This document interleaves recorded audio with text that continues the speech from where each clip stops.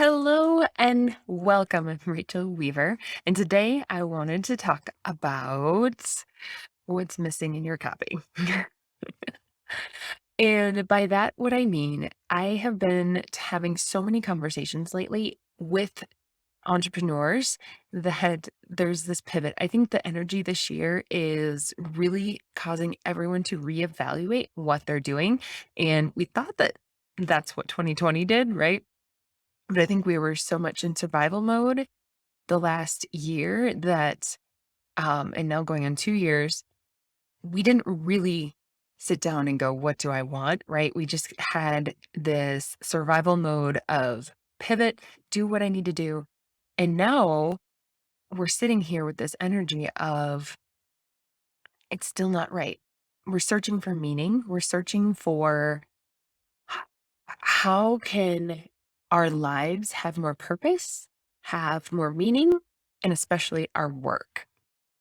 And this is what the feeling is, right? It feels like there's something missing in your copy. Maybe you've up leveled, maybe you're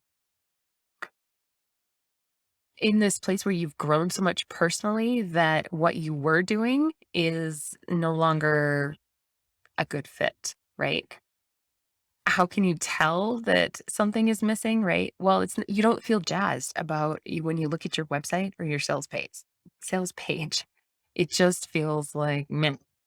Um, and therefore you don't go out and sell it, right? That's what this feels like. It feels like you're not excited to sell what you're doing. And when you look at your own stuff, it feels nah or like a wool sweater that's itchy in the summertime. So what's missing? How do we figure out what's missing? And I think as most spiritual entrepreneurs, we fall into this trap that we need to wait for the universe to show us what's missing, right? We need to wait for the download. And I'm all about connecting to your higher self, connecting to um, the universe in your own way and making sure that you are following your intuition 100%.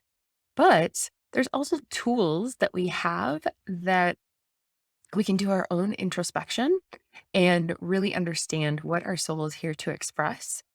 And this is why I get so freaking lit up about human design because I feel like it is the blueprint to what you're here to express. So, right there, it lays it out for you, especially if you know what you're looking for, what's missing in your copy, what's missing in your message. And so when someone comes to me and says, "Hey, Rachel, I can almost instantly tell that there's something missing here." And so we look at their chart. The first thing I look at is your incarnation cross. And it's funny because when in the human design community, they say that like, don't worry about your incarnation cross. It'll happen all on its own. If you're following strategy and authority, you'll get to your incarnation cross. And while most of that's true, you do need to do strategy and authority first and foremost. But you get to a point where there is some stickiness and you can get through it, but you can get through it much faster when you understand different aspects of your chart, like your incarnation cross. It's your purpose, it's the themes in your life that will come up over and over and over.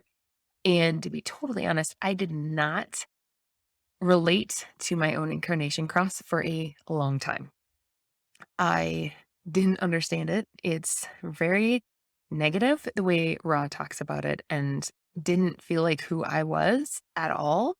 Um, but in diving deeper into human design and finding other people's interpretations of human design, which I feel like is very, very important to look at different people's interpretations of human design because they can look at it and pull out different words that you may resonate more with than what Ra's original teaching was. I'm probably going to get a backlash for that, but honestly, if you don't resonate with his teaching, find someone else that teaches it in a different way or a different lens on it, right? So I want to demystify what's going on with your incarnation cross. It's made up of the four gates, your conscious sun and earth gate and your unconscious sun and earth gate. Those are the top two on the columns of symbols and numbers. And those four gates can be a myriad of combinations, right? And each is making up your incarnation cross. And I've looked at it through the Gene Keys perspective, which has you go through all four gates. And I kind of understood that for a little while, that if you know the highest expression of each gate, then you'll eventually get there. It still didn't, it, there wasn't anything relatable in it. There wasn't any way to like, okay, what do I do with this information? I want to apply this to my life. How the hell do I apply that? Right. So I kept diving, kept learning. And then I discovered the Book of Destinies. And this book blew open my mind to how to interpret these incarnation crosses. And what I realized is that I was doing it already. I just didn't know it. So let's go into my cross. My incarnation cross is the right cross of tension. And the way Ra talks about it is it's like I'm always causing tension and drama, and um I provoke people. I'm prone to addiction and eating disorders. None of that is me. I am the least, I hate drama. Like all of that was not me, right? I don't want to provoke people. So it didn't resonate. But when I found the Book of Destinies book, it's basically the theme of this right cross of tension is insisting on the importance of individuality and individual expression. And I was like, what? That's exactly what I do. Like I have always wanted people just to express themselves.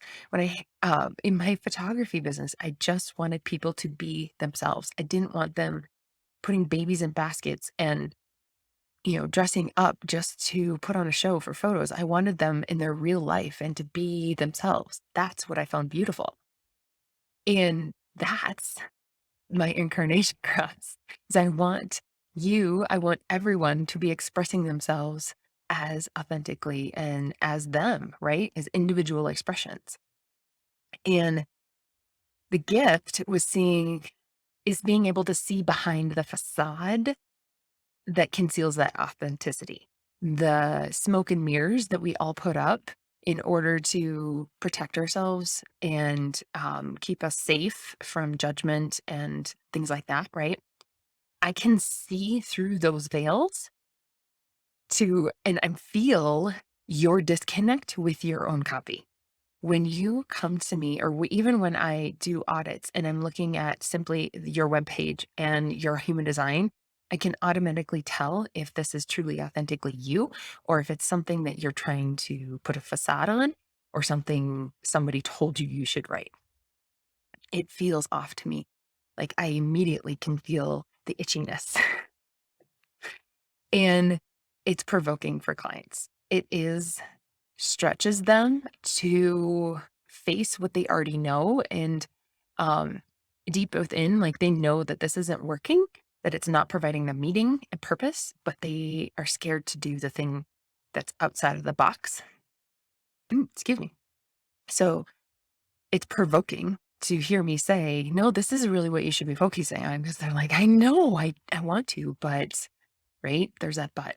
So it's really me explaining your human design and saying, this is how your soul truly wants to be expressed. And then they start to like relax and be like, that does feel like me. That is who I want to express. That is what I want to say. Right. And so it's looking at your incarnation cross and digging at the words that jump out at you. What are like two, maybe three words out of all these things on your incarnation cross that really get at the heart of what it is? And expression and authenticity are the two words from my incarnation cross that are like, that's it. That's exactly what it is, right? So using that in my own copy, in my content, in everything that I do, every project that I take on, clients, all of that. Like it has to be about expression and authenticity. Like this podcast, it has to be about expression and authenticity. How do you do that in a way that feels really aligned to you? So, okay, I have a couple more minutes. Trying to squeeze this in between all the calls. Um, let's look at a client. Lisa's cross is the left angle cross of refinement. The energy of this is refining the environment. Having an enriched environment enriches life, right? When everything around you feels really good and uplifting and powerful, you feel that way too. And guess what she has? She's a feng shui practitioner. That's like what she does. She goes into your environment and adjusts things to help uplift you and align your energy to the energy of the room, or the room, I should say, aligning. Well, it's both ways, right? It's aligning your energy to the room and the room to you. It's artful placement of things. Like that's the intention around everything that she does. And even now she's shifting to energy alignment. Again, it's all about your inner environment to your outer environment and making sure that all of that is aligned to your who you are, right? So she's using words like refinement, enriching, and in her words and in the way she expresses the work that she does. So, Incarnation Cross, it's like a why, right? Like, why are you doing this work? How does this really provide more purpose and meaning for you, right? So, if you're curious about your Incarnation Cross, go check out the book. It's like $20 on Amazon, I think. The Book of Destinies. Or you can book an HD reading. I also have a free audit now. It's very limited on the number of people, but if I will drop the link here, you can go see if any spots are available. Um, or of course the HD reading, and I will help you figure out what your Incarnation Cross is trying to say. So I hope this was helpful in helping you figure out what's missing in your copy, as well as how to align it more to purpose and meaning in your life, right? So many spiritual entrepreneurs really want more purpose and meaning in their life through their work. I know I'm the same way. Like, I want my work to mean something. I don't want it to be trading time for dollars. I don't want it to be just something that I do to make money. I want it to have purpose and meaning. I want it to change lives.